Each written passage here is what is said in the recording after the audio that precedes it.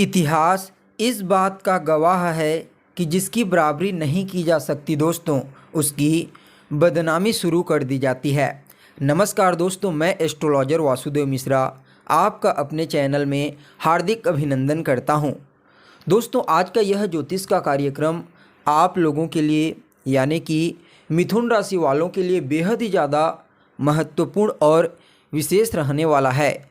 जी हाँ दोस्तों, आज के इस ज्योतिष के कार्यक्रम में हम बात करेंगे आपके साप्ताहिक राशिफल के बारे में, यानी कि अक्टूबर महीने का दूसरा सप्ताह 9 अक्टूबर से लेकर के 15 अक्टूबर तक का समय।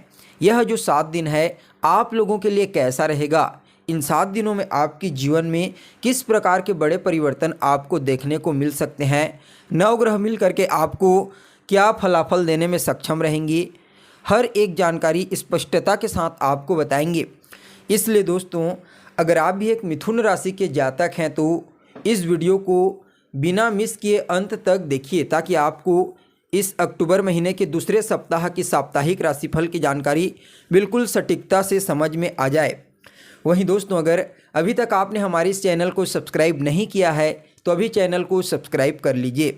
तो देखिए, यह जो ज्योतिष का कार्यक्रम है यह आपकी चंद्र राशि पर आधारित है। मतलब जिस समय आपका जन्म हुआ था उस समय चंद्रमा जिस राशि पर मौजूद था वह आपकी चंद्र राशि है। अगर आप नहीं जानते कि आपकी चंद्र राशि कौन सी है तो आप इसे अपने नाम राशि के आधार पर समझ सकते हैं। आपके नाम का जो पहला अक्षर है वह जिस राशि पर होता है उसके आधार पर इस कार्यक्रम को समझने का प्रयास कीजिए। तो चलिए फिर करते हैं शुरुआत। तो दोस्तों देखिए, जब यह जो साप्ताहिक राशिफल होता है यह मुख्य रूप से चंद्रमा के गोचर पर निर्भर करता है, यानी कि चंद्रमा हर 2.25 दिन में गोचर करते हैं और इन्हीं के गोचर के परिणाम स्वरूप 7 दिन हमारे लिए बहुत ही महत्वपूर्ण होते हैं, क्योंकि इन 7 दिनों में चंद्रमा मुख्य रूप से 3 राशि में संचार करते हैं। तो देखिए, आपको चंद्रमा की स्थिति का ज्ञान होना आवश्यक है, तभी जाकर के आप इस साप्ताहिक राशिफल को समझ पाएंगे। तो चंद्रमा 9 अक्टूबर को तो अपनी खुद की ही मूल त्रिकोण राशि कर्क राशि में गोचर करेंगे, पूरे दिन गोचर करेंगे। वहीं 10, 11 और 12 यह जो 3 दिन का समय है, इन 3 दिनों में चंद्रमा का गोचर राजा के घर में होगा, यानी कि सिंह राशि में गोचर करेंगे। तो वहीं अंतिम के जो 3 दिन है 13, 14, 15, इन 3 दिनों में चंद्रमा कन्या राशि में गोचर करेंगे जो राजकुमार के घर हैं। तो यहाँ पर चंद्रमा की स्थिति तो ठीक है शुरुआती लगभग 3 दिनों तक, लेकिन अंत के जो 2 से ढाई दिन रहेंगे उसमें चंद्रमा अस्त हो जाएंगे, जिसकी वजह से उनके पास प्रभाव नहीं रहेगा। तो दोस्तों, इन्हीं ग्रहों का विश्लेषण करके आपके लिए 7 भविष्यवाणी तैयार की गई है, जिनमें पहली जो भविष्यवाणी है वह आपकी सेहत को लेकर के है। कैसा रहेगा स्वास्थ्य के दृष्टिकोण से यह महीना। तो देखिए दोस्तों, यह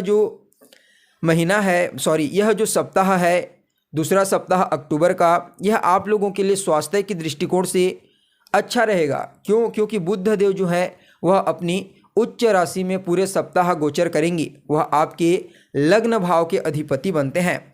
तो इस कंडीशन में दोस्तों, स्वास्थ्य से संबंधित कोई बड़ी समस्या आपको नहीं होगी। और कर्क राशि में भी यहाँ पर चंद्रमा का प्रभाव रहेगा, सूर्य सिंह राशि में चंद्रमा का प्रभाव रहेगा, जिसकी वजह से यह जो समय है यह स्वास्थ्य के दृष्टिकोण से खराब नहीं है। हालांकि लास्ट के 2 दिन में चंद्रमा अस्त हो जाएंगे, जिसकी वजह से थोड़ी समस्या आपको हो सकती है, बाकी कुछ नहीं होगी। तो वहीं दोस्तों, आपके लिए दूसरी जो भविष्यवाणी है वह आपकी शिक्षा को लेकर के है। विद्यार्थियों के लिए कैसा रहेगा यह अक्टूबर का दूसरा सप्ताह। तो देखिए, जो कुंडली का 5वां भाव होता है पंचम स्थान, उस भाव से शिक्षा के बारे में विचार किया जाता है। और पंचम भाव के जो अधिपति बनते हैं शुक्र देव बनते हैं। शुक्र की पोजीशन तीसरे स्थान पर है, पूरे सप्ताह इसी भाव में गोचर करेंगे, किसी भी प्रकार का कोई परिवर्तन नहीं करेंगे। और तीसरा स्थान जो होता है दोस्तों वह कुंडली का अच्छा स्थान नहीं माना जाता, थोड़ा सा हार्ड वर्क का होता है। तो ऐसे में देखिए, अगर आप एक विद्यार्थी हैं तो इस समय आपको अपने पढ़ाई पर विशेष रूप से फोकस करने की सलाह दी जाती है, अन्यथा आपका मन इधर उधर डाइवर्ट होगा, बेकार की चीज़ों में आपका मन लगेगा, जिसकी वजह से आपका पढ़ा हुआ भी आप भूल जाएंगे। इसलिए अगर आप एक विद्यार्थी हैं तो इस समय थोड़ा सा आपको सावधान होकर के अपने पढ़ाई पर फोकस करने की ज़रूरत है। तो वहीं दोस्तों, आपके लिए अगली जो भविष्यवाणी है वह आपके प्रेम जीवन को लेकर के है। कैसा रहेगा लव लाइफ के दृष्टिकोण से यह अक्टूबर का दूसरा सप्ताह। तो देखिए, कुंडली का 5वां स्थान ही आपकी लव लाइफ का होता है और शुक्रदेव बनते हैं स्वामी। तीसरे भाव में गोचर करेंगे पूरे सप्ताह, किसी भी प्रकार का कोई परिवर्तन नहीं है। बुध देव भी पंचम भाव में गोचर करेंगे। तो इस कंडीशन को आप समझिए। देखिए, बुध देव एक मैनेजमेंट के ग्रह कहे जाते हैं। पंचम भाव में करेंगे तो पुराने समय से अगर कुछ मिसअंडरस्टैंडिंग चल रही थी, वाद विवाद चल रहा था, फ्रस्ट्रेशन की स्थिति देखने को मिल रही थी, तो इस समय बुध देव के प्रभाव से वह ठीक हो जाएगा। यानी कि अगर आप किसी के साथ रिलेशनशिप में हैं और पुराने समय से किसी बात को लेकर के वैचारिक मतभेद या फिर मिसअंडरस्टैंडिंग हो गई थी, तो वह दूर होने की प्रबल संभावना नज़र आ रही है। इस समय आपका मूड भी और आपके पार्टनर का मूड, दोनों का मूड अच्छा रहेगा। लेकिन थोड़ा थोड़ा फ्रस्ट्रेशन और इरिटेशन लास्ट 2 दिनों में देखने को मिलेगा, जब चंद्रमा अस्त हो जाएंगे तब। और फिर ज़्यादा कोई समस्या नहीं है। आपकी जो एक्सपेक्टेशन है, जो भी फीलिंग है, वह बढ़िया रहेगी।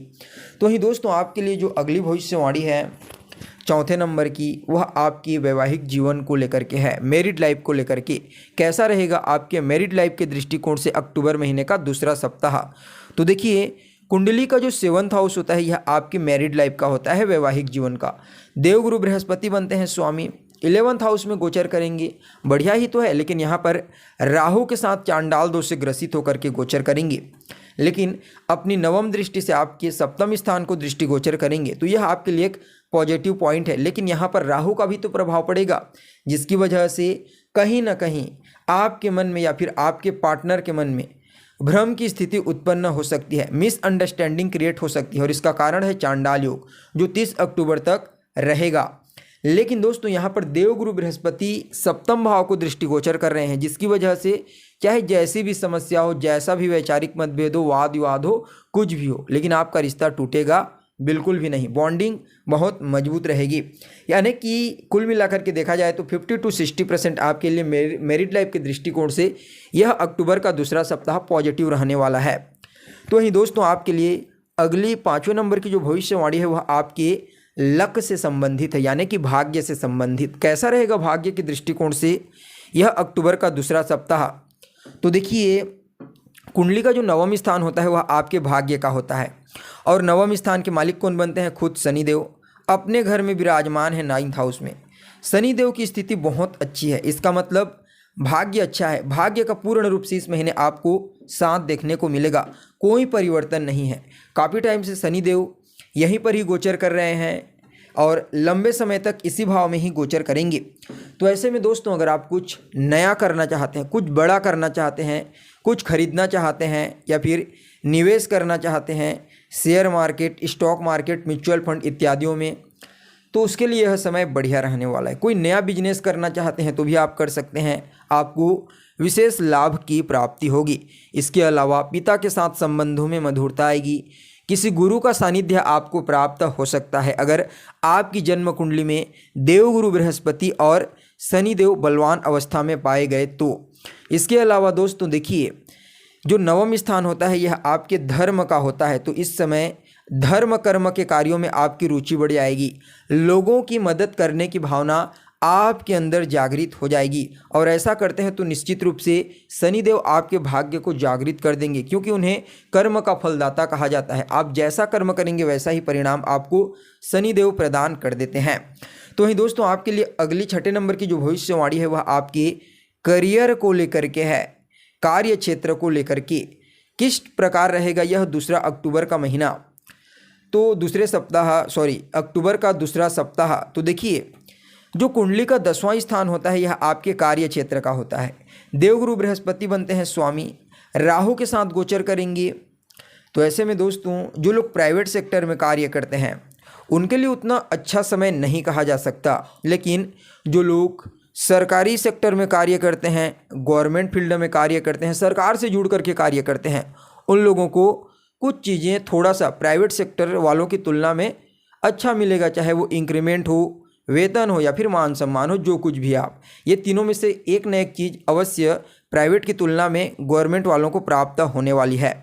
तो वहीं जो लोग रिसर्च के फील्ड से जुड़े हैं उनके लिए भी बढ़िया है, लेकिन गुरु चांडाल 30 अक्टूबर तक रहेगा, जो आपके लिए नेगेटिव रहेगा, तो थोड़ा सा सावधान हो जाइए। तो वहीं अंतिम जो भविष्यवाणी है वह आपकी बिजनेस को लेकर के है। कैसा रहेगा बिजनेस व्यापार के दृष्टिकोण से यह वीक? तो देखिए, कुंडली का जो 7th हाउस होता है यह आपके बिजनेस का होता है। जुपिटर बनते हैं लॉर्ड और राहु के साथ गोचर करेंगी पूरे सप्ताह। बुध की पोजीशन भी अच्छी है, तो यह जो सप्ताह है यह उतना अनुकूल तो भी नहीं कहा जा सकता, ना प्रतिकूल भी नहीं कहा जा सकता। यानी कि आप एफर्ट करेंगे, मेहनत करेंगी तो पूरा परिणाम तो प्राप्त नहीं होगा, लेकिन 60 to 70% आपको प्राप्त होगा। लेकिन जब 30 अक्टूबर के पश्चात राहु चांडाल दोष से, देवगुरु बृहस्पति चांडाल दोष से मुक्त हो जाएंगे, फिर उसके पश्चात भाग्य का साथ आपको मिलेगा। तो दोस्तों यह तो हो गई आपके लिए जन्म की राशि के आधार पर आपका सप्ताह का राशिफल। अब इस सप्ताह को बेहतर बनाने के लिए रोजाना देवगुरु बृहस्पति के बीज मंत्र का जाप कीजिए और गाय को हरा चारा खिलाइए, केसर का तिलक लगाइए, इतना कीजिए, अच्छा रहेगा। तो दोस्तों हमें उम्मीद है जानकारी आपको पसंद आई होगी। फिर मिलते हैं एक नए और ताज़ा एपिसोड में, तब तक के लिए नमस्कार।